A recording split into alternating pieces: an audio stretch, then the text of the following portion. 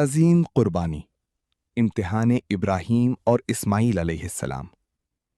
یہ وہ واقعہ ہے جو قیامت تک یاد رہے گا، جو عید الاضحیٰ کی بنیاد ہے۔ ابراہیم علیہ السلام نے خواب دیکھا۔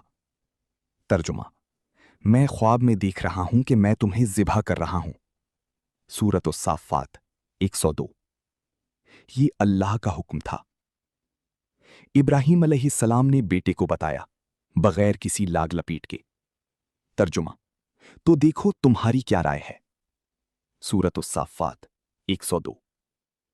اور اسماعیل علیہ السلام، جوان بیٹا، جسم میں خون دوڑتا ہوگا، زندگی کی تمنا ہوگی، کیا کہا؟ ابا جان، جو حکم ہوا ہے کر ڈالیں، آپ مجھے انشاءاللہ صابروں میں پائیں گے۔ سورۃ الصافات 102۔ سبحان اللہ، یہ جواب ہے یا ایمان کی معراج ہے؟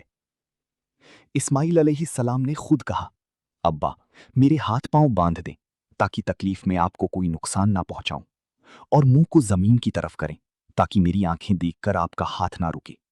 پھر جب دونوں نے اپنے آپ کو حکم خداوندی کے حوالے کر دیا اور ابراہیم نے انہیں پیشانی کے بل گرا دیا۔ سورۃ الصافات 103۔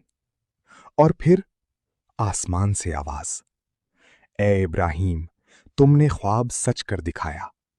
سورۃ الصافات 104 105۔ اور اللہ نے جنت سے ایک مینڈھا بھیجا، اسماعیل علیہ السلام کی جگہ قربان ہوا۔